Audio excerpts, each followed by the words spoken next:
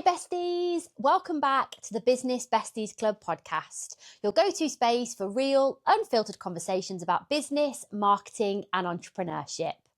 I'm Katie, your host, and today's guest is someone I know lots of you are going to relate to. I'm joined by Hannah Green, founder of Tipples Tonics, a mobile cocktail events business specialising in everything from weddings to corporate events, hen parties, baby showers and much more. But what I absolutely love about Hannah's journey is how it all started. While she was still at sixth form, she was working at a brasserie here in Lichfield, where she discovered her love for making cocktails. What started as a hobby quickly turned into a side business, running just a handful of events each month alongside a full-time career in accountancy. Since then, Hannah has grown Tipples Tonics into a thriving events business, navigating COVID pivots, taking the leap into full-time self-employment and overcoming some pretty big challenges along the way, including a very stressful horsebox situation.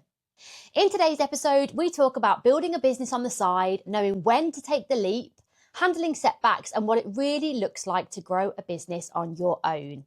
Besties, please welcome Hannah Green. Hannah, thank you so much for joining us on the Business Besties Club. Thank you for having me. Welcome, this is so exciting. There's so much that I want to ask you, so I'm going to get right into it if that's okay with you.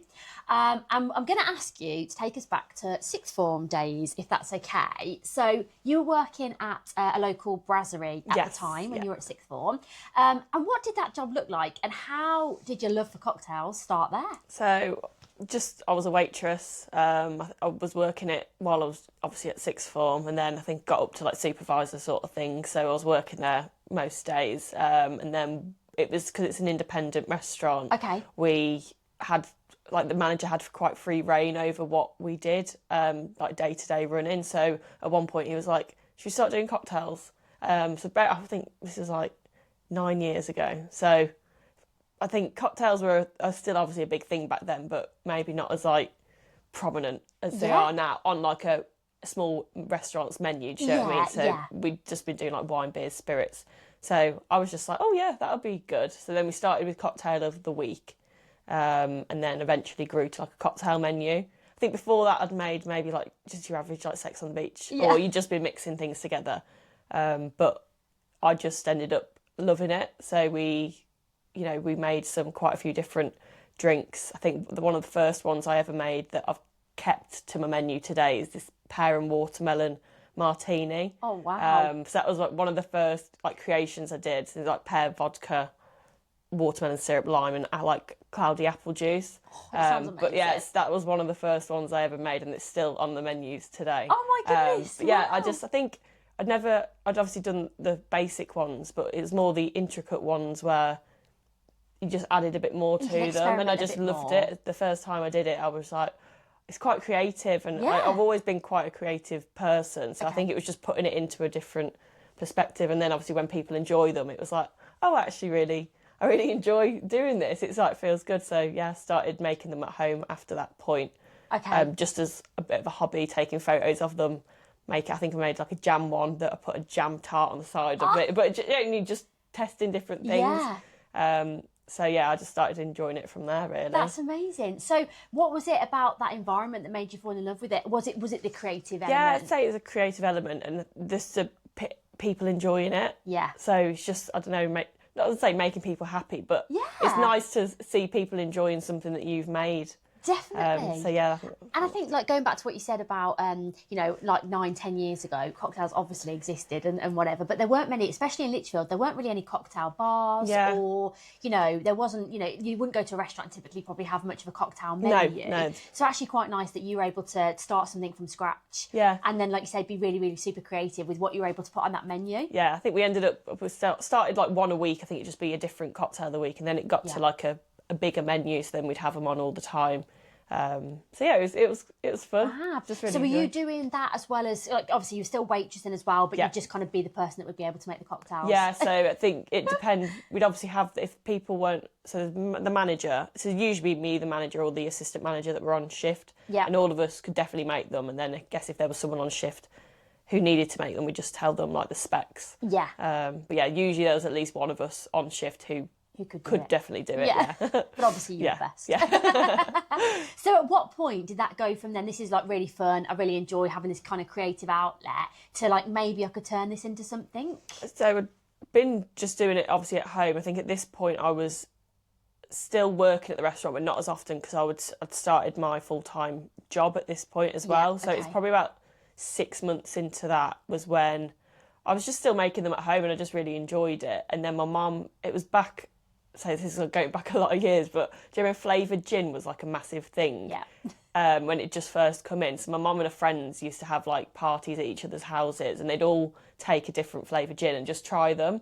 So that was just like what they were doing at the time when flavoured gin was a thing. And then my mum just said to me once, she's like, why don't you just do that but with cocktails?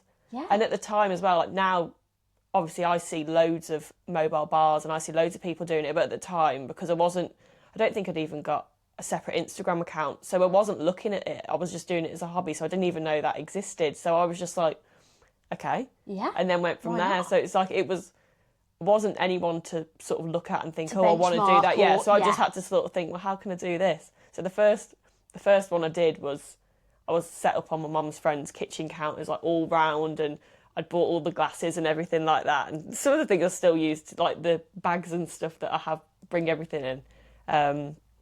But yeah, that was the first time I did it. You thought, actually, I could do and I think the something. first menu was huge. Like I'd done a whole, there's like a leaflet book of like, I had loads of gins. So I thought, I'll do like, if people want gins, and then there was fish bowls on the menu, shots, and then a few cocktails. And I was thinking, that's not manageable for like a day-to-day event. But at the first one, I was like, oh, that would be. But I suppose you've got to learn like what's going to work and what's not going to work, and what you can handle, I suppose. So I think I'd seen people do like gin parties and stuff. So I thought, well, if I have gin and cocktails and then fish bowls. But yeah, like you say, it was like just a trying it out. everything. Yeah, but I think they really enjoyed it. Yeah. So there wasn't really anybody out there that you'd, obviously on Instagram, you'd come across and thought, oh, I could do that. It was more your mum saying, why don't you give this a go? Actually, you enjoyed it anyway, so why not? Yeah. And then you sort of had to start it from whatever you thought was going to work. Yeah, because I think when I was at home, I'd been making them for like people and just trying them out, and just doing it more often. And then it's like, mum's like, oh, why don't you just do it for us instead? Do it for us. Yeah. And well, that's amazing. So what did your first Tipples and Tonics event actually look like? So did you then think, I'm going to brand it or whatever? Or was it a while till that happened? So that was in the November of 2018. So that's when I technically class that I started. So I'll say like, that's like my first event. That was the first like event. And then the second event was in I think it was a Feb or the March 2019, so that was for my friend's mum. I think at that point I had got the logo and name came in like January, February. In 2019, so I was full-time job with Laura. I always have to mention her because we used to work together and like sit next to each other, and we were just sat there like going back and forth like different names. Really? And on the 1709 menu there was like, it was like after dinner Tipples, and I really liked the word Tipples. I was like, I want that in my name somehow. And I think we were like going back and forth, like, what can we do? And then it was, I think we said tonics and Tipples first, and then it was like, no, Tipples and tonics, that's what we'll do. Oh, I love that. Yeah, and then, so she always says she wants a cut of the business at some point. She's going to come after you. No, it was good. And then obviously the logo, I think I just like trying to message someone like who can make logos. So I just ended up getting like one designed. And it's changed a few times since then, but the name's still stayed the same. Over the time. So then my friend's mum had a party, and that was for like her work colleagues, and that was the first one I did purely cocktail menu.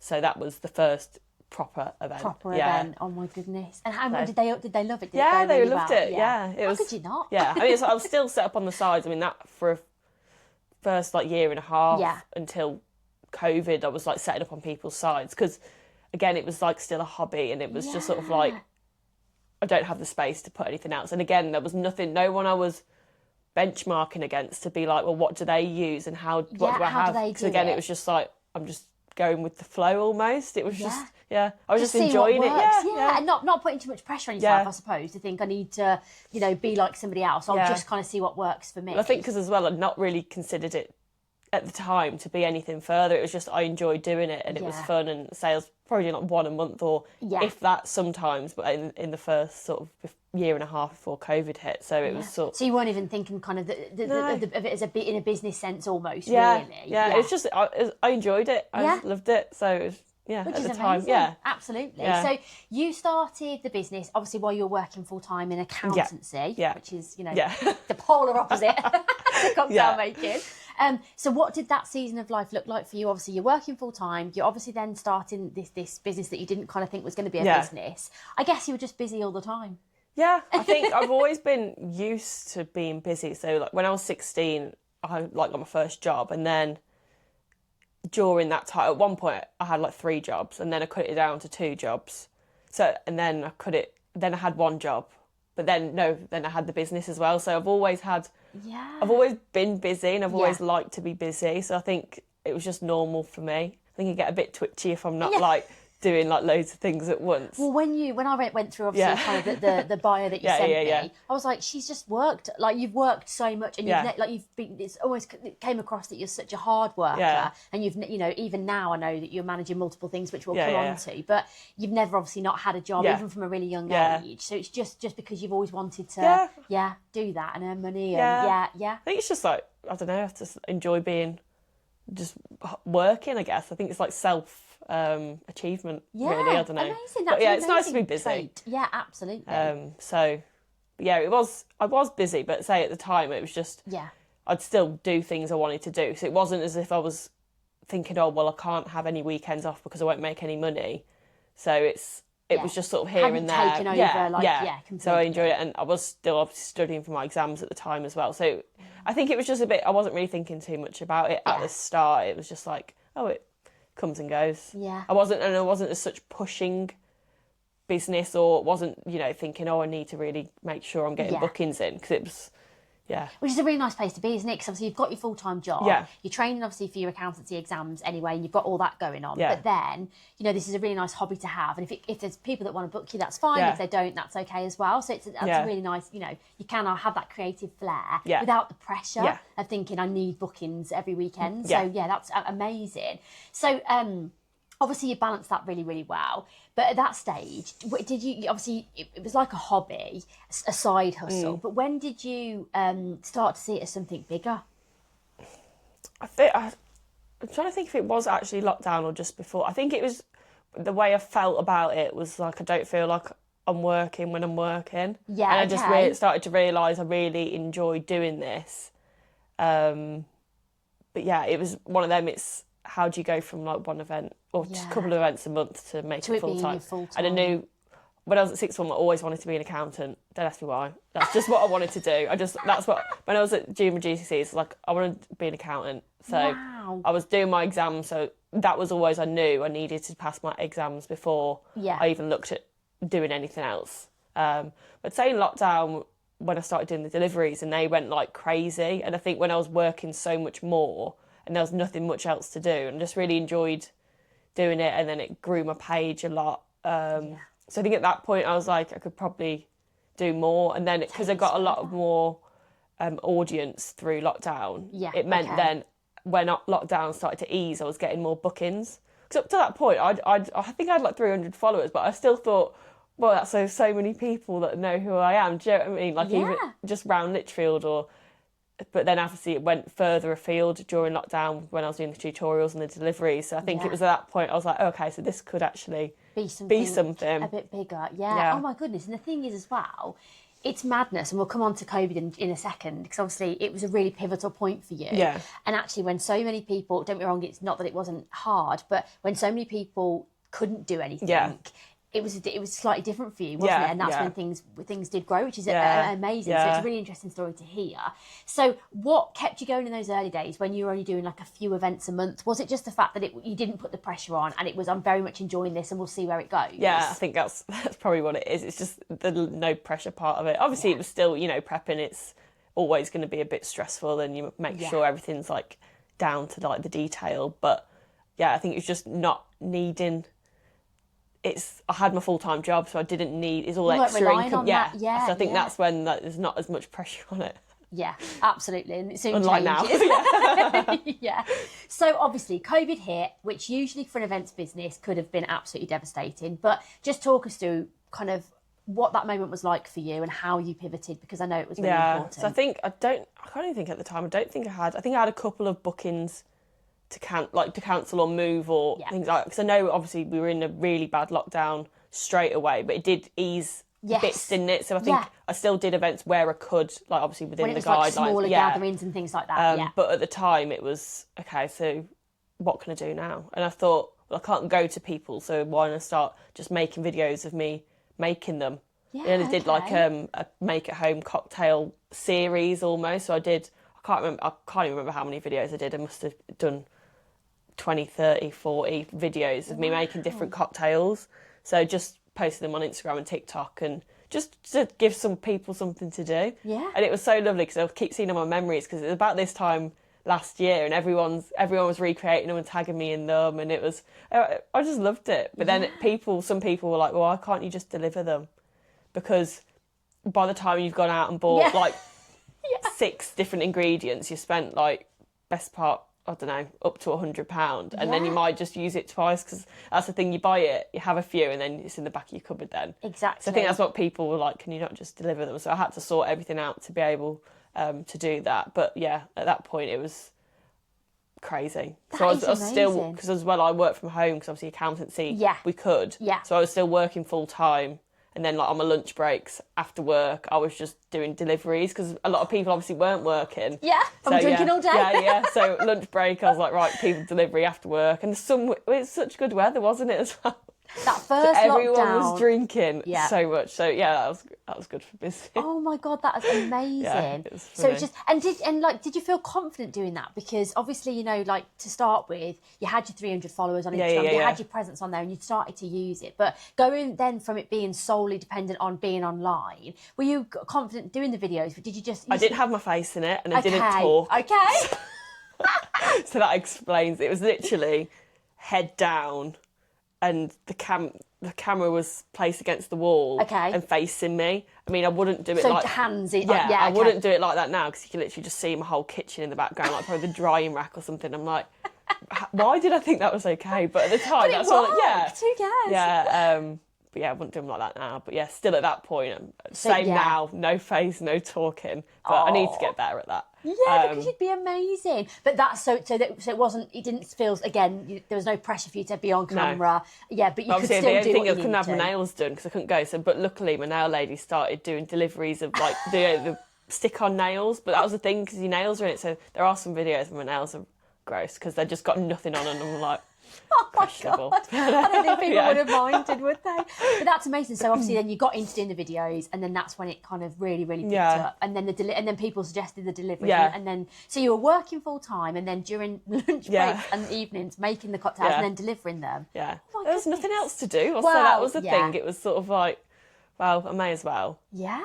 Why not? Yeah. Capitalise on it's good because then, you know, we did all the quizzes, so then you deliver everyone a drink and then come back and then do the quiz with everyone. Yeah, I love that. So, no, but it was a perfect accompaniment, because I'm thinking back to then, you know, it was, you know, we had, because the weather was so good, we would have barbecue every night, and, you know, we were probably drinking a bit more because, you know, whatever. Yeah. And, you know, probably was a perfect time for you to kind of sweep into that and, you know, really gain momentum. So, what impact did that pivot then have on the business? Obviously, you know, it grew your following quite significantly. And then obviously that took off once COVID was over. Yeah, so I think at that point when I started to grow the following more, people were then inquiring more about events for obviously whenever, because obviously no one knew, but people were starting to inquire. So I was like, I need to probably start getting something else in place, because at the time it was just the events on the kitchen side. So I ended up getting a cart. I don't know if you remember ever seeing that. It was like this little cart with like poles and like a little roof on top. Yes, I do. So that was the first proper setup I had.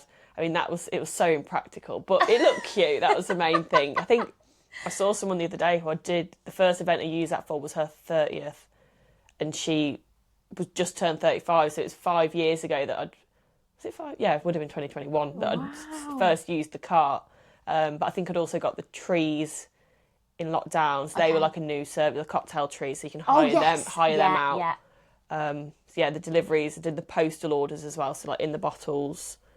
I can't think what else I'd got in lockdown. So was that a ready-made cocktail in a bottle? Yeah, so instead of like in the cups, it was in Yeah. the bottles, you could post them out. So posted them here, there and everywhere. Oh my goodness. So yeah, and then I made nice presents, and my cousin used to have a business where she'd glitter the glasses and like bottles. So she'd glitter like a martini glass for me and put a personalised birthday on it, and then I'd have the cocktail bottle and like prosecco, and just do like little cocktail kits and stuff. Good. Don't do them as much now, but no, yeah, but it was a perfect thing to do yeah, then. because people would send each other like little gifts in COVID as well, to be like, oh, missed your birthday, or just to say hi and hope you're okay. And what a great thing! Yeah, to be able it was to really send nice. them. So it was just trying like different things. Brilliant.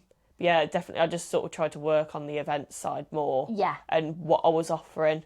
So just it changed my like packages and how I did it, and obviously got the new setup. And then when did I get the bars? The bars I got in 2023. So that came a bit later. I suppose then once you'd started with the cart, see how that goes, test that out and see, whether it's working or not, and then obviously move on.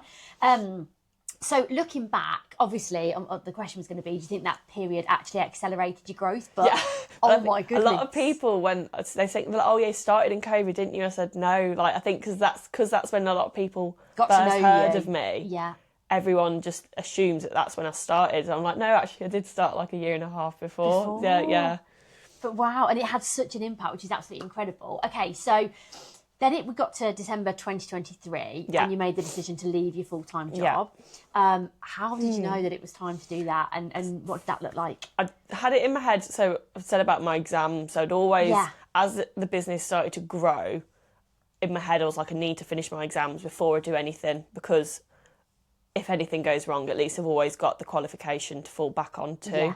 So that was always in the back of my head, like, right, you need to get your exams finished. But it took me a lot longer to finish the exams than I first thought. I don't even know why. I think it was just like... Well, I suppose with your working as well, I swapped jobs. So I used to work in practice, and when you're in practice, that's like the route you go. So you are doing your exams, so that's the only way you level up and get to different roles is bypassing your exams.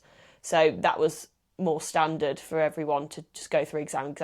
Whereas I moved into industry, so I worked for a dental company doing their internal accounts. So there, the exams weren't as important, because if you can do your job, you can do your job. Obviously, it's obviously good to have the qualifications, but they weren't pushing it.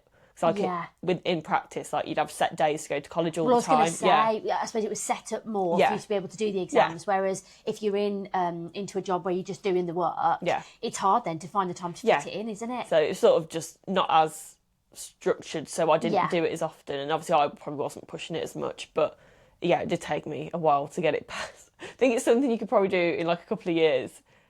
And it took me about 6 or 3 years max. It took me I suppose, almost 6. But with working full time and then having this business on the side as well, you can't, that's the amazing thing is that you still went ahead and did it. You could have left that, I suppose. Well, because I did, it's my AAT, so I finished that. And then, but I knew as well, if I went on to the higher level, I wouldn't be able to continue the business. Okay. Just because it's a lot extra work, and I was just like, I knew I couldn't manage all three. No. And because I've spoke to people who have done like the higher, like ACA or ACCA, and it is a lot extra work, and you got to do, the exams are a lot harder. So I knew at that point I wouldn't probably continue past it, purely just I didn't want to risk losing the business. So at that point I was like, right, we'll give it a go. And then I passed my exams. Oh, so then I was like thinking, I've got to just like put my money where my mouth is now. I've got to do something. And then it was the end of the year, and then I wanted to go to Thailand. So it just all sort of seemed to fall into place, like, right, new year, new start, have a holiday to end it. So it just sort of was like, okay, it's time to to go. So you left your job, obviously probably had a lovely holiday, and then when you came back, were you busy enough that was your full-time job? No. I think I'd not that I hadn't. Well, no, I hadn't planned. I think in my head, the way I was going to go from being getting more bookings was the horse box. So in my head, I was like, right, finish my job, get a horse box, all good. That was in my head. That was the way. Yeah, well. I thought people always, I don't know. I just didn't want to plan too much. I think I don't over plan. No. You seem like a very relaxed person, and you kind of don't put too much pressure on yourself. Oh, no, I do. Do you? It comes But across I think I can pre-plan, but I'm very much like I'll take each week as it is. Yeah, okay. Because otherwise I'll get too overwhelmed. Yeah. So I think, right, just sort of see how it goes. See how it goes. I think sometimes if you over-plan it and it doesn't go to plan, that's even worse. Yeah, it's even worse. So, yeah, I would say it's organised with a lot of things. But yeah, I sort of just thought, get the horse box, see how it goes. Okay. So, yeah, but before that, so I'd left in the December. In the November was when I'd applied for a Christmas temp job at Tesco. Okay. So I got that. So from December, I was doing Tesco, my full-time job, and cocktails just for a month. It was only for a month. But yeah, the it was busiest a lot. month of the year. But then they usually don't keep people on. Okay. So I was like, yeah, Thailand, and I'm gone.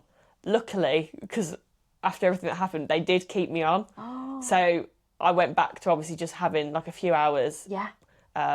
Which was a bit of a lifesaver, because after everything else that happened that year, like 2024 was not a good year. No, like it was awful. That. So the fact that I had that yeah, was like a lifesaver, because if I hadn't had that, it would have been like awful. Because any money I was earning from like Tesco was going straight into the horse box and stuff like that. Yeah, so that I still obviously had bookings, but yeah, with everything that happened, it was like I couldn't have my eye on the ball as such. Thank goodness, so, though, that had happened and that there was an opportunity for you to stay on that was, because I didn't think they would. It was just a bit of extra money, because I knew I was leaving my job and I knew I was going to Thailand, so I was like, just a bit of extra money. Something temporary, yeah. And it's literally around the corner from my house, so it was just ideal. Yeah.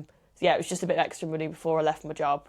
Yeah, because I've tried to be clever about things. Yeah. You know what I mean? I've not just rushed into things, although but you know. But the thing is, like you might have kind of left your job with not kind of really knowing how the business was going to go, but you haven't ever left yourself short, because you have had like part-time jobs or temp work to fall back on. It's not been like you've got nothing, you know, to kind of keep. So you have been, I think, really super smart in that sense of things.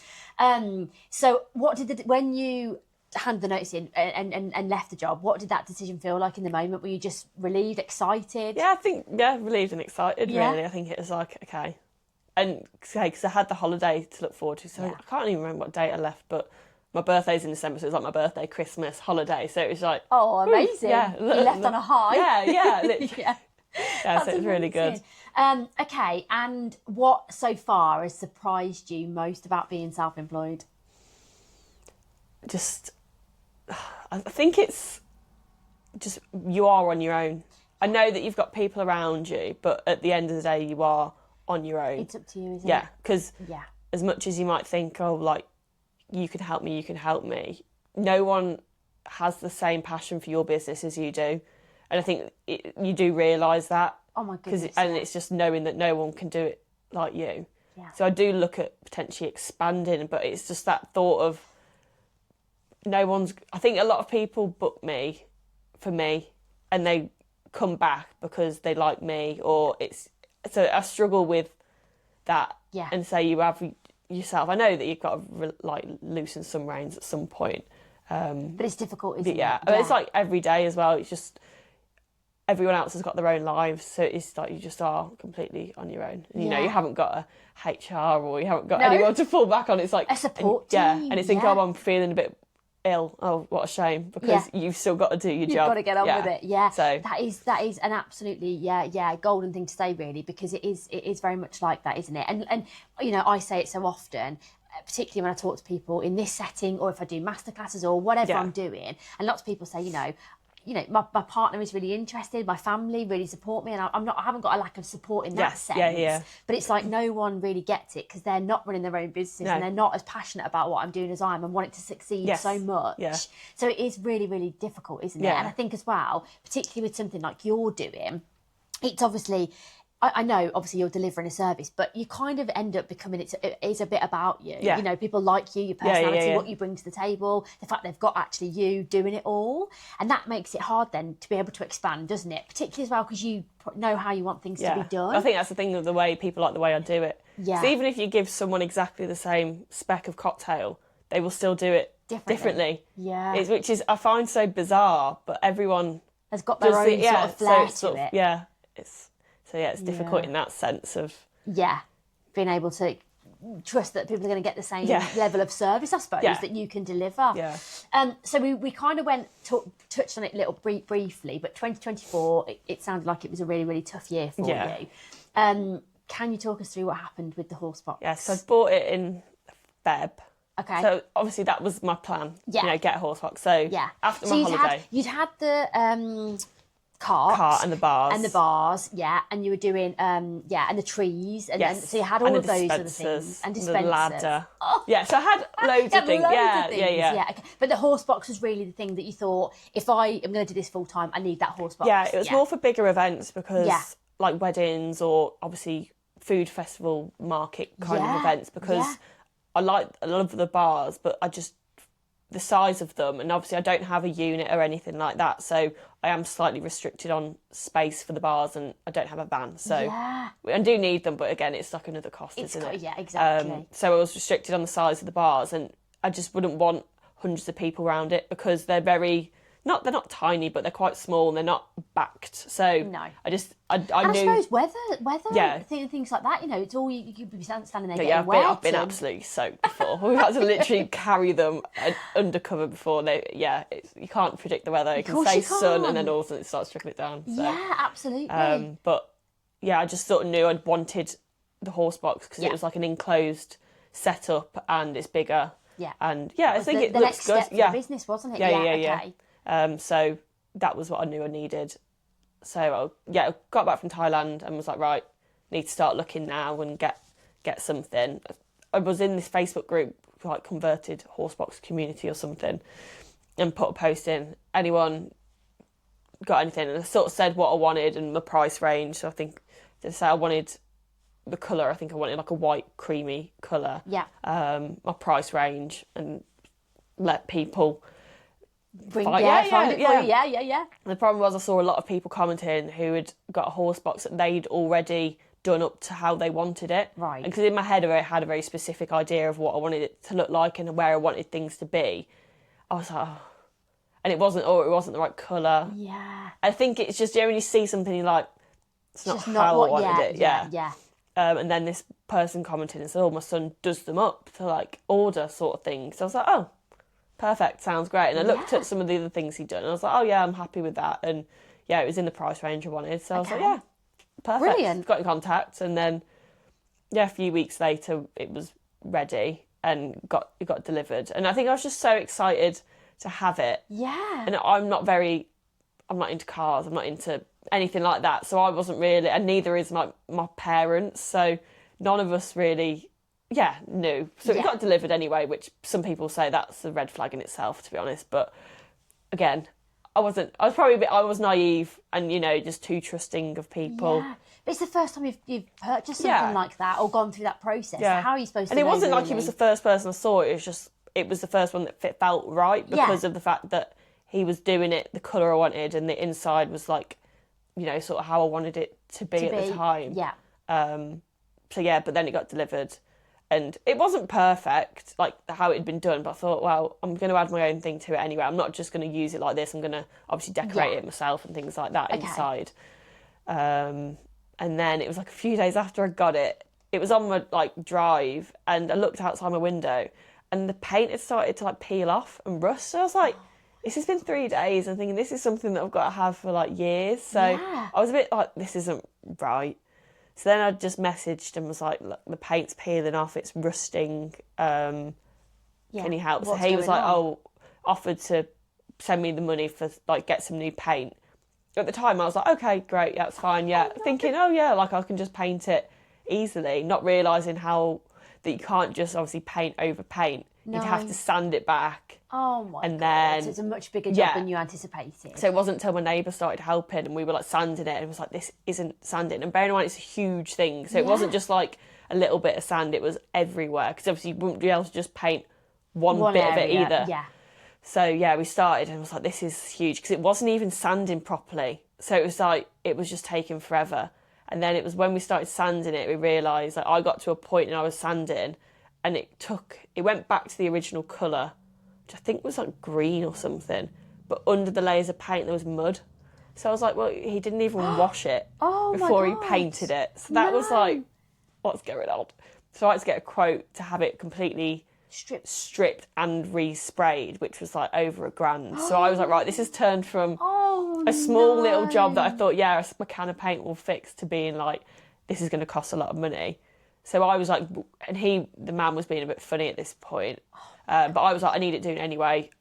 I need, I can't. Despite, arguing with him or whatever, it's got to happen. You need the horse box. So when they came to pick it up, because they were a car garage, like the lads who took it, like looking at it, they were just like, so I don't know if it's when they came back or after they'd got it back to me, they were like, the axles are bent. They said the wheels wouldn't last you 50 miles, even though the man knew that I needed to go like far and wide. And he said they were brand new tyres. Oh no! Again, I wouldn't really know the science of what to look at. The brakes weren't even attached, so it's a good job I didn't go and pick it up, because I probably wouldn't have made it home. Yeah, that's why they didn't. That's why they delivered it to you. Yeah. So then there was just all these issues, and I was like, oh my God. So, but how unfair, someone you're so trusting, and it's you're going into you've got this venture, you want to expand, and you're looking for someone that you can rely on, and then someone like that. When I was on the phone to him, and I was like, he knew like this is my first thing, and he knew how excited I was. I just think you're took advantage of that big time. Oh my God. It's probably done it to everyone. This is the thing. So went back to him, just sent him this massive message, and was like, look, like, it's going to cost thousands to fix all this. What are you going to do about it? Yeah. He rang me and was basically, I don't even remember what he said. So my partner at the time was on the phone to him, because I was like, I can't talk to him, because I get a bit, I get upset when I get angry. So I was like, I'm going to end up crying on the phone to this man. To him, yeah. Oh my God. And I think he'd said, like, could we just give it you back? Which I knew he'd say no. And he's like, no, I'll come back with a counter offer, basically saying, because I can't remember how much we said we wanted back, but he was like, let me come up with something. So I was like, okay, oh God, leave you to it. Give him a couple of days, messaged him, said, have you thought of something? He said, sorry, I'm away. And I was thinking, well, you never said that 2 days ago, but whatever. So I replied, left my phone, went back on like WhatsApp, and I saw it was like a 1 tick, so it hadn't delivered. So I was like, oh my God, tried ringing it, numbers disconnected. Ran downstairs, I was like, Mum, give me your phone, like numbers like completely disconnected. So I was like crying my eyes out. I was like, no, this is the worst thing. I'd luckily been on the phone already to Trading Standards, because I just wanted to know where I was at. Yeah. And because he's not fulfilled his side of it, I did have obviously leg to stand on. That's really so I was good. just on the phone to them again. And then it was like, you need to get his address to send him letters, because to do a court summons, you have to first send a letter of intention to take them to court. Okay. So basically, I'm going to take you to court if you don't do this in this amount of days. Just to give them the opportunity to get to do something and make it right, I guess. So ended up doing that. I think it was the last day he had to come back with something. He did. I was like, of course. Wow, so I was there like waiting, because if he hadn't come back at all, because you have to send it on like signed for to prove that they've had it. Yeah. Then it would just go straight to court. I think that's how it worked anyway. But so I was thinking, it's going to go straight to court. Then the last day he was like, said something, and then basically called me a liar of everything. I'd sent you have to send a case off, and course he you just do. called me a liar, and I was thinking, I've literally got... Had you photographed I've the whole got proof process? of everything. I've got our messages, I've got the dates of when things had happened, and you just calling me a liar. It's like, okay. So I was like, not happy. But it ended up going to mediation. Okay. Because he was basically saying that I'm never going to get a court date out of him, because he's so busy. So I was like, you're just going to make my life like hell. So I was like, right, go to mediation. Ended up getting half of what I paid, which was slightly less than I wanted back from him, but anything was better than nothing. So a lot of people, because I was put stuff in them groups again, and some people like don't even waste your time on it. But I was like, I will, because good for you though for seeing it through, because I know how upsetting and hard that would have been. Well, in the meantime, we had to take it back to nothing, because even under like the wood, the floor was rotten, like everything that could have been done wrong was. And I probably should have looked better at it, but it was one of them. You just trusted, you're not the aren't you? expert in that area, and you're hoping that whoever you're going to buy it from is going to give you a good service. Especially because he said he'd been doing it for like 9 years, and error on my part, obviously wouldn't do that again. But we took it back to nothing. The floor had to come up, everything came out, and then just had to do. But the lad who was doing it, it was like after work, so it was, and it wasn't every day. Obviously, it was like a favour as well. So yeah, it probably cost us double. And then after that cost, I could have just gone to a proper professional and paid that. But at the time, when obviously you look at that figure, you're like, I can't afford that. Yeah. But and you ended up spending it in the meantime anyway. But yeah, it took. I got it in the Feb, obviously hoping to use it for spring, summer. Yeah. It wasn't finished till September. So all that was just gone, and obviously I've spent a lot of time doing the horse box. So every spare bit of money I had was going on the materials. So it was lost time that you could have been making money by using it. Yeah, and then obviously spending more money on getting it all sorted. So in the meantime, were you obviously still having bookings for the other things that you had and other services? It's just you couldn't get going with that. I think I'd had a market booked that I had to just use my bars and a gazebo for, which was a nightmare. Like the amount of extra stuff you need for that setup and compared to the horse box was crazy. But yeah, we did it. So it was. My God. It was. Yeah, I think sometimes it's just like crying, just like I can't. Just stood there like, why is this happening? Yeah. But it's not like you can give up. No. Well, I suppose you've gone so far with it, haven't you? And obviously you've already invested X amount of money. You need it to be able to. And it was like, what's the alternative? Just go back, give it up, and all that money's gone. Go back to work. It was just like I'm not. No. It was just there was no going back, but it was just hard to keep going forward. But obviously that was a great lesson in resilience, because you were so resilient then, and you, despite how hard it was, you did keep going, and obviously at the end of it, you've got the a lot of people would say like, this is what there's always hard bits for like a great story. I'm like, okay. Great. Thanks. It's horrible. That's so true. But yeah, you've got and thankfully now it's something that you can look back on, and it's like a massive learning curve. Yeah. But again, horrible to have had to be in that situation. People are horrible, aren't they? Yeah. Like, people are vile. They really, how are.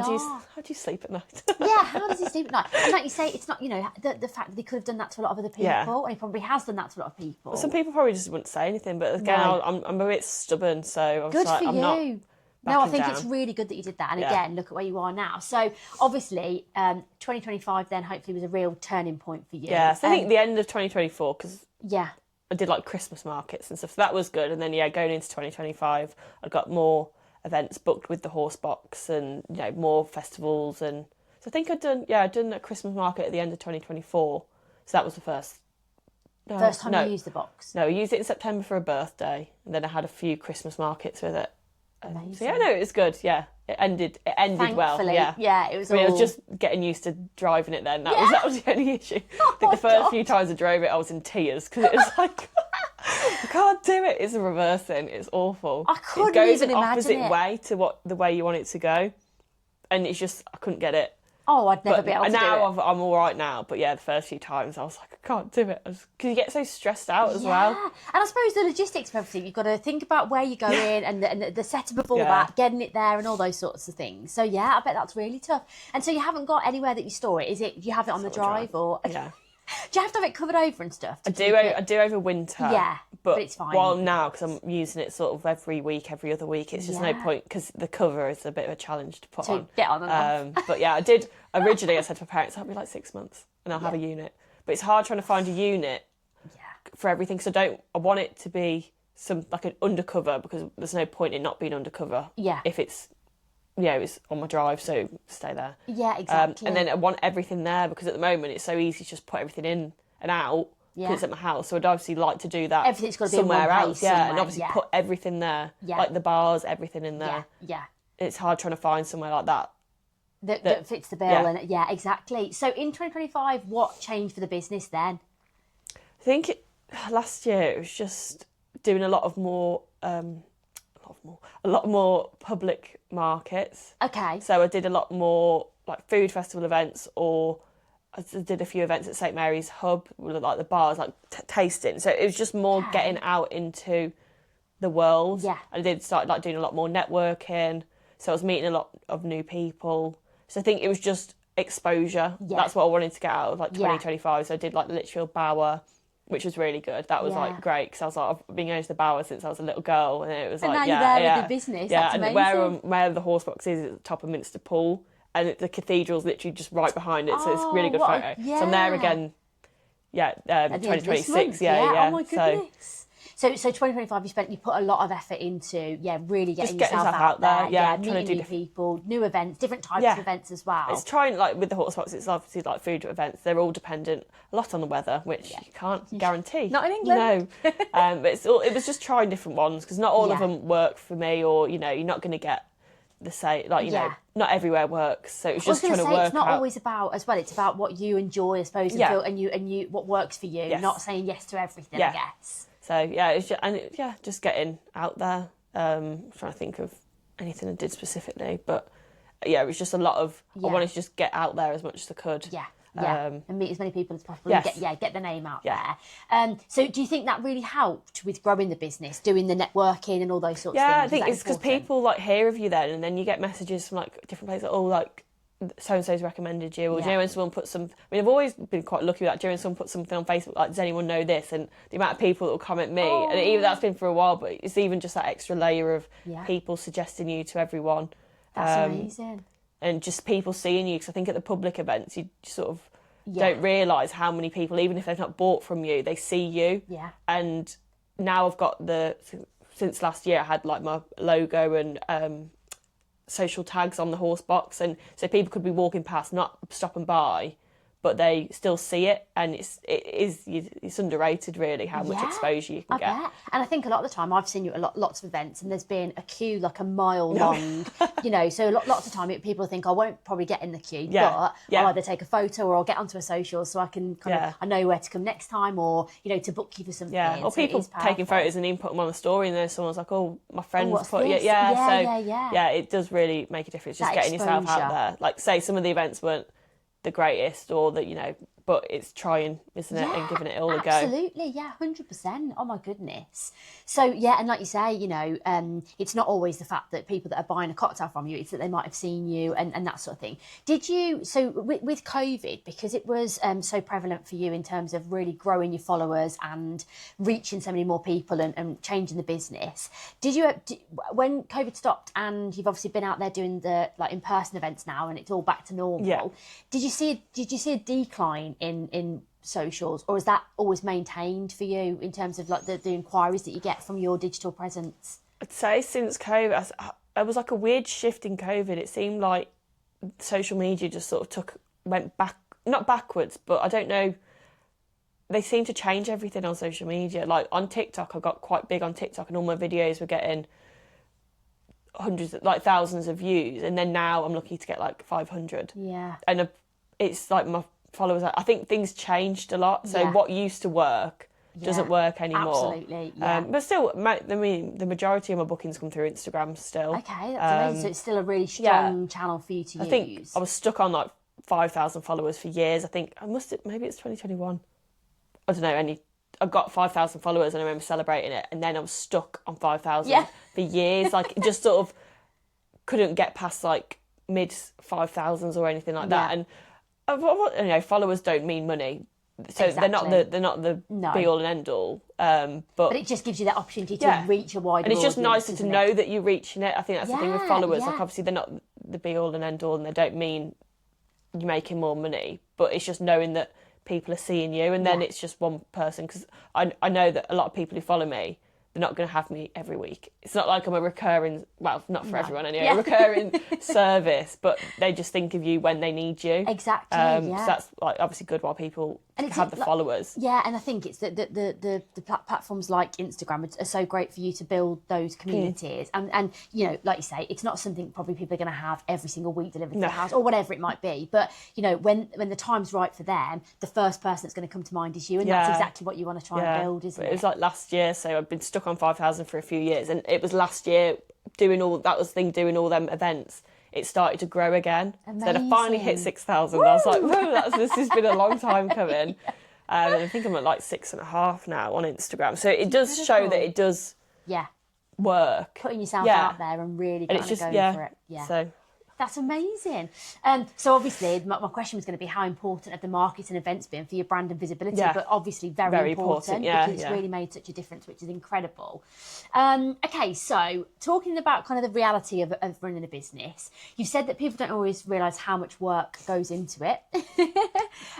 What does it actually look like day to day for you? Like you're doing absolutely everything. So can you talk us through sort of all the things? This week's probably a good example. one because it's been this is like a crazy week this week. So I work at Tesco. I work Tuesday, Thursday mornings. Okay. So that's just like I only do 2 shifts a week there. But this week I had an event Tuesday morning for a baby and mom group. So we're doing like ice lattes and matches. So I swapped my shift to work Monday, which was the bank holiday. So I worked I think all bank holiday weekend, Friday, Saturday, Sunday I worked. And then I had like events. So then I worked Monday morning. Then Monday night was prepping for Tuesday's event. Then I had Tuesday's event. And then Tuesday night I worked part-time at a gym as well, just sort of help out. Of course you do. I don't do that very often, but I do help out there. Why not? Why not? So worked there Tuesday night. Then pretty much all day Wednesday I was prepping for an event I did yesterday, which is in Birmingham for solicitors. Okay. So I say the prep day, I could probably all go to one place to get everything, but the prices are so different. Okay. So I do shop around, and obviously not everywhere sells everything. Yeah. So some places I need to get my purees and stuff from the wholesaler, and then other things I can just get from the supermarket. So it's just sort of knowing where to go. But I had to go to Tamworth, I had to go to like Asda, Booker, and then come back and go to Tesco. So I had to go to all 3 shops and get all of it. And then I think what people don't realise, you don't just go to the shop and get everything. You have to know what you're getting. You have to like obviously work out how many cocktails I'm going to make, or how much of everything do I need, and so you don't run out. I suppose, so it's just work. Yeah, so you give yourself a buffer, but it's, working out how many raspberries do I need to make this many French martinis to put on the stick. What have I already got in? What else do I need to buy? It's just not as just go to the shops and just start getting all the things that you want. And then is there lots of things, like if you were doing an event like you did yesterday, is there lots of things that you can get ready before you go? So, extra bits like, the raspberries on the stick. Yeah. Do you do all that some of it. So like raspberries are a nightmare because they go so mushy. So we just had to do them when we got to the event yesterday because otherwise on the stick they just fall off.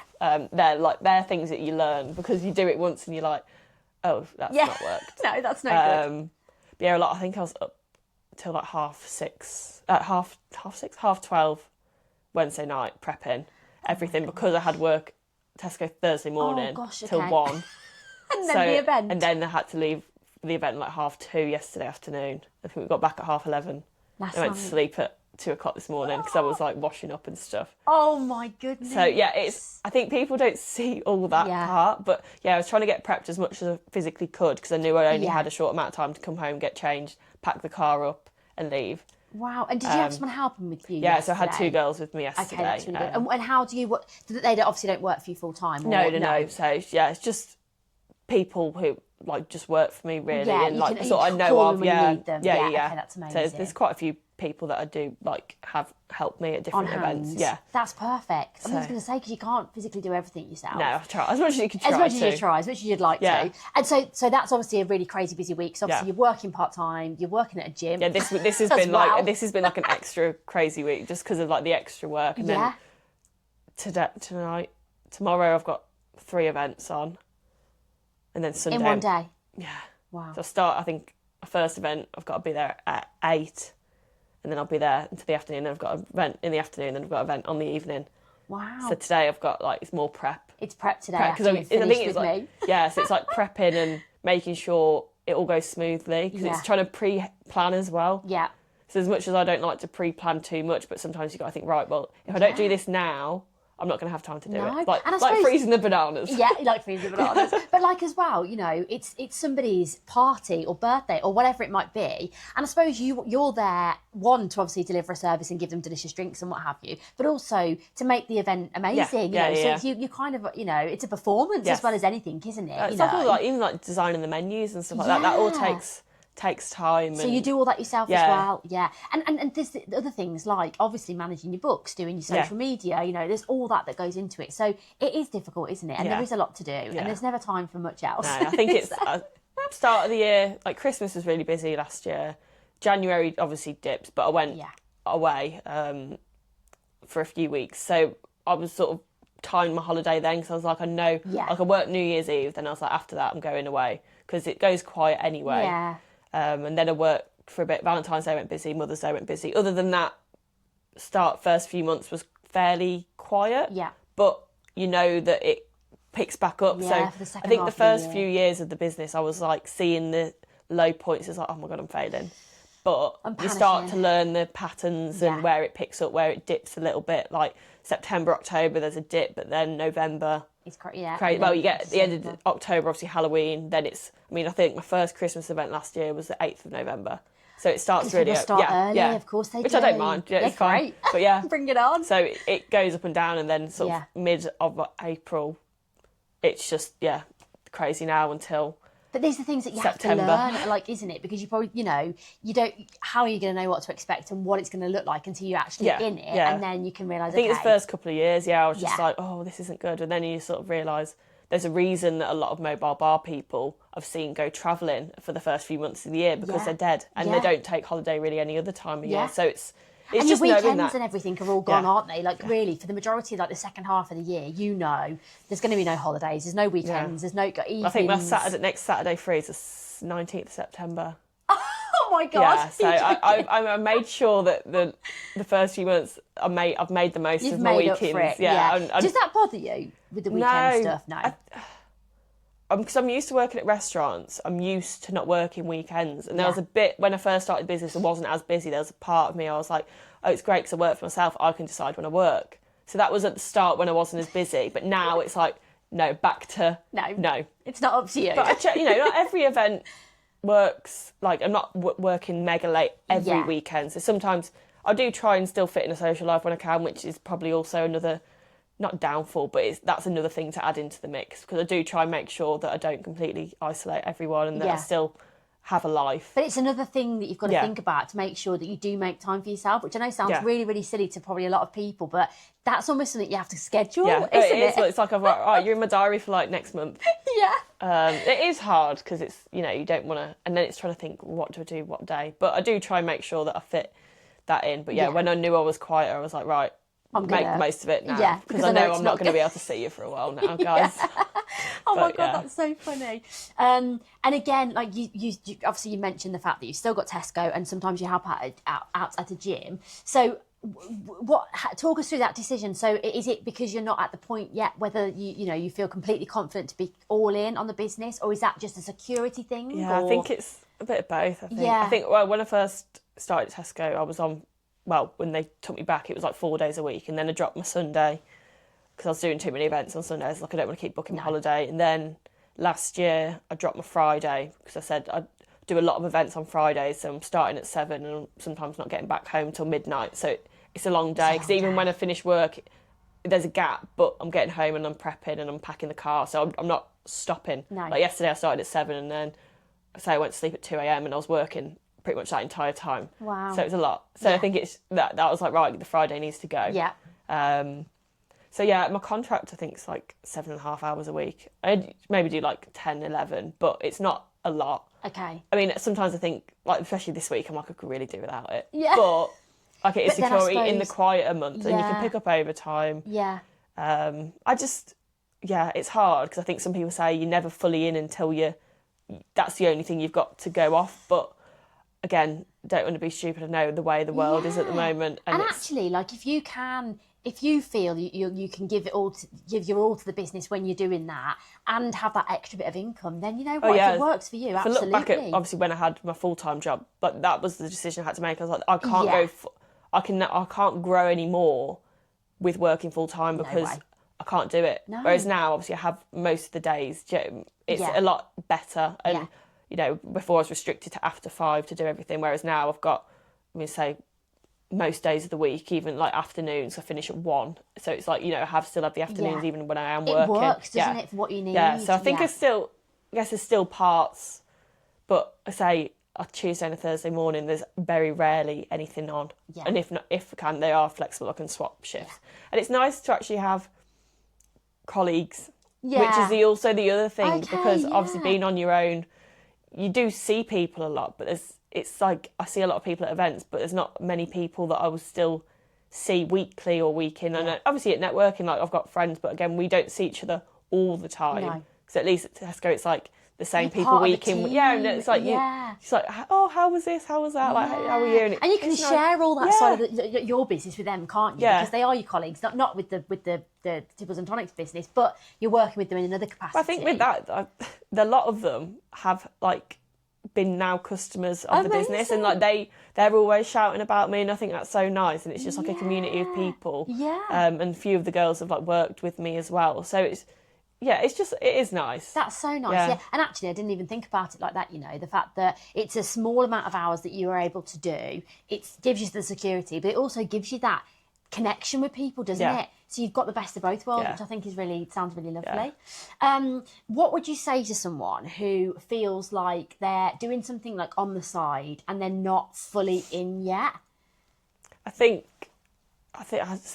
you'll know maybe when the time. You obviously never 100% know, but I think like I knew it when it got to a point. I was like, I'm not doing what I love doing, and it sort of weighed them up. And I was like, I love doing the business, and I love it, and I don't feel like it's work. And even now, it's like full time. Do you still feel it's like stress, that? The amount of stress. But when I'm doing it, I don't feel like I'm working. Like, obviously, the before and it's a lot, but when I'm actually doing it, I just love it. You love it, because I don't feel like, I want this to end. It's like I love it. Yeah. But I think you get to that point where you're like, one is better than the other. Yeah. And you just sort of have to go for it at some point. But again, some people get made redundant, and that makes their decision for them, doesn't it? And it's sort of at that point, I guess, give it a go. No choice. Yeah, absolutely. But I think I'd just say, do what your heart's telling you, as cringy as that sounds. Just do what your heart's telling you to do, and obviously try and, I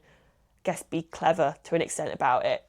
Don't just quit on a whim. Make sure you've got some kind of plan. Yeah. Obviously, it doesn't always have to work out, but it's just some sort of plan for it. But again, even if it was just started to drop down the days, I think potentially with the accountancy, I could have gone more part-time, but I know the job, it never ends up being like that, because we work from home. You'd be up whatever hours, and people just ring you all the time. So I knew that wasn't really an option with that job. There wouldn't be the boundaries in place. So just start small. Yeah.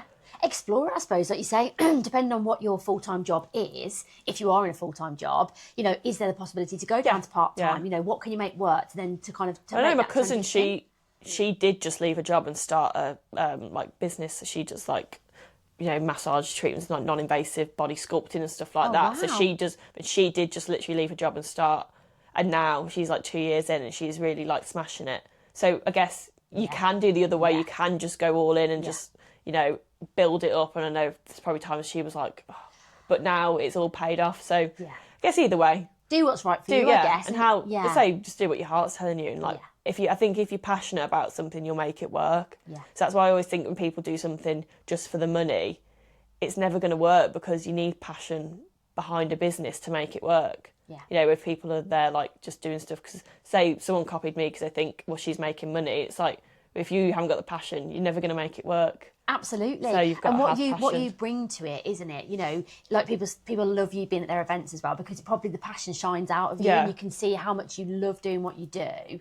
That comes across, I think, in your social media, like everything you touch, because it's yours and you are so passionate. If you were just doing it for the money, that probably wouldn't be. You might not be as successful. It wouldn't show through. So I love that sentiment. So absolutely. Okay, so what does the next kind of 12 months look like for Tipples and Tonics? So just trying to continue on with public events, like the right ones, pushing the business. Trying to get some more like bigger events. But I've started, when was it? A couple of months ago, I've started moving into more like wellness packages as well. So I do, obviously the cocktails and mocktails, which are great, but the reality is that people aren't drinking cocktails on an afternoon. Not everyone anyway. So it's just and as matcha's like a rising drink, and I love matcha and I always have, like, I've made it for like a while. As that's sort of on the up, I was sort of saw an opportunity. I was like, well, there's a lot of fitness places opening, you know, a lot of Pilates studios, people wanting to be better and be more do more wellness. So I was like, right, I'll come up with a mocktail, like a wellness mocktail list. I've had it like approved by a nutritionalist, and so they actually are good. And then do like my iced coffees and like matchas as well. So that's really took off, really, because I think it's like, say the mama and baby class I did Tuesday afternoon, they're not going to have cocktails as much as they probably would like to. Yeah. I know. I think they were all like, "What do we want next one? Cocktails." But you know, it means you can be more, you know, you're so versatile. Then you can fit in. Obviously, I do sort of edge on the, you don't want to do too much, and you know, what's it, the jack of all trades is a master of none. But I do like with them drinks that I am doing, like the iced one. So I did consider buying a whole coffee machine, but I think I'm not a barista, like, and I don't want to do all that. But like with the iced coffees and matchas, I can still make them look pretty. Yeah. And the mocktails, like they still are what I love to do, like drinks creations. Yeah. So it's not stemming too far away from your brand and what your identity obviously is. It's like, I feel like I said to someone, I feel like I've put more on about wellness events and cocktails this year so far. But that's maybe just because of what people... Yeah, it's this time of year, and it's like, now it'll be like cocktails. Now summer's coming. Yeah. But the good thing is that you can go with it. You know, you're learning from your audience. You're learning from the people that want to work with you, what they want. It's like adapting to a changing market, isn't it? It's like in COVID, like, I had to adapt to do the deliveries, otherwise I couldn't have continued. Whereas, you know, I think there's people popping up just doing the matches and stuff, and it's like, well, I can adapt my business to do that for already, you know, and I still enjoy doing them because I can still make them look nice. Yeah. So yeah. And it does expose you to so many more events and more people that then might think, actually, I want to book you for a party, for a cocktail. So it's great. Yeah, people see it that. I think I did an event with the Pilates studio, and we did a brunch event, and there was girls that were like, oh, it's my dad's 60th coming up, and it is just, So I still enjoy it. So that, and just more events, getting out there more. But say next Saturday's September, and Christmas last year was crazy, and I've no doubt Christmas this year is just going to be just as mental. So oh my goodness, there's me asking you what your next 12 months are like. They're already planned, aren't they? I don't know, like past that, I think it's just seeing how, I think, Joe, in your head you've got about a million ideas where it could go, but if I look back, I don't know, say 5 years ago, if you'd asked me that, how do you see the next 5 years, the way it's turned out is so unexpected. Really? So I think you can have an idea in your head, and obviously maybe a goal at the end of it, but I'm very aware that things will change. Like the masterclasses ended up taking off like at their news, which I'd never really thought too much about, and then they ended up being really popular. So I just think, to an extent, take it as it comes, see what opportunities arise. Obviously have an end goal in sight, but you know, go along with the ride at the time. And if you like the idea of something, you think that really fits for me, you know, why wouldn't you give it a go and then see how, you know, it's nice. And I love the fact that you said that you look back, because lots of people don't, and you probably can look back and think, oh my God, look how much I've achieved in, you know, in this time. I think you don't though. I think it's like whenever I do my so many years of business, I always like to look back on the other years, and it's just compare. I did a slidey carousel thing, I was like, what they're called, of collages, and it was like comparing the 2018 one to last year, so 2025, and going through, it's just like, it really has like grown, and I think you don't appreciate it sometimes. Absolutely. But lovely memories like that are great to look back on, aren't they? And think, oh my God, look how much it's changed, and look how far I've come. So in the next 12 months, who knows what will happen, but it sounds like you're going to be open to a lot of opportunities, lots more events, and it sounds really exciting. So we usually do a quick fire Business Besties round. I'm going to ask you some questions, and you're going to answer quickly if you can. What is your go-to cocktail? Margarita. spicy. Usually a flavour. I like, so... Not a spicy margarita. I do like spicy margaritas. Oh my God, they're mouth on fire. No. Oh, no, you're not a fan? No. I like the classic margarita, but I do like flavoured ones, and I experiment a lot with different flavours. So one that's on my summer menu, or it's on my menu now, but it will be on summer, is a spicy pineapple margarita. Oh. And I love that one. Oh, that sounds nice, but I'd be terrible with the spice. I mean, are you that bad with it? I'm just a bit of a wimp. I always tell people, like, my mum doesn't like spice, and have you had one? Not, well, I've had a spicy margarita, I think it depends on the spice and what they use in it. That's like true. I make my own chili syrup, so I don't think it's like it tastes As nice. strong, okay. But it's not like too bad. It goes quite quick because I think the pineapple it complements. So Yeah, it cools it down a little bit. So yeah. Oh, it sounds If delicious. it's you, I'll have to give you one to Oh try. yeah, oh, I'd love that. Okay, what's the favourite event you've ever done? It's one I did with Jade. Okay. Yeah. It was like a big. I think it was like a big princess party, so it wasn't even like cocktails, but it was mocktails. But it was just all themed and it was all like perfect. And obviously Jade gets all of her own things in as well, so they'd had loads of things made for the event, and yeah, it was just an amazing event. Yeah, It was really good. Do you prefer an early start or a late night? Do you get a choice? I'm a night owl, so I'd say like late nights, but at the moment it's both. So yeah, I don't have a choice yet. It's all the time. One thing that you couldn't run your business without? A cocktail measure. Oh, okay. Yeah. And one word to describe entrepreneurship? I'd say brave. Oh, I love that word. Yeah. I think it takes a lot of bravery, to do it. Absolutely amazing. Thank you so much. No, thank you. So, just a couple of final things for someone that is listening who wants to start something but is waiting for the right time. What would you say to them? So go with your heart. Yeah. And don't rush anything, and or don't rush anything, but also don't wait on it forever. Yeah. Just sort of get to a point where you can think, right, let's go, and then the rest will work itself out one way or another. And I think, as much as going through 2024 was awful, it is now part of my story, and then has it given me now the resilience to be stronger and to you've learnt lessons. So say if you're sort of halfway there, the rest will work itself out. Absolutely. So, amazing. Yeah. And then where can our listeners find you, and most importantly, book you for their parties? So I've got a website, www.tipplesandtonics.co.uk, email, and then I'm on TikTok, Facebook and Instagram. Amazing. So we'll put all of that in the show notes so people can get in touch with you listening to this. But Hannah, that was absolutely amazing. I've loved hearing your story. Thank you so much for joining us. Thank you for having me on. You're so welcome. Thank you. I loved that conversation. Hannah's journey is a brilliant reminder that so many businesses don't start with a big plan. They start with something small, something you enjoy, and just the willingness to give it a go. From a sixth form job and a love for cocktails to building a growing events business, this is what it really looks like to build something over time. And I think what stands out most is that it's not always a straight path. There are challenges, there are setbacks, moments where things don't go to plan. But if you keep going, keep learning, and keep showing up, things do start to move. If this episode resonated with you, make sure you share it with a fellow business bestie, and don't forget to follow or subscribe to the Business Besties Club podcast so you don't miss what's coming next. See you next time.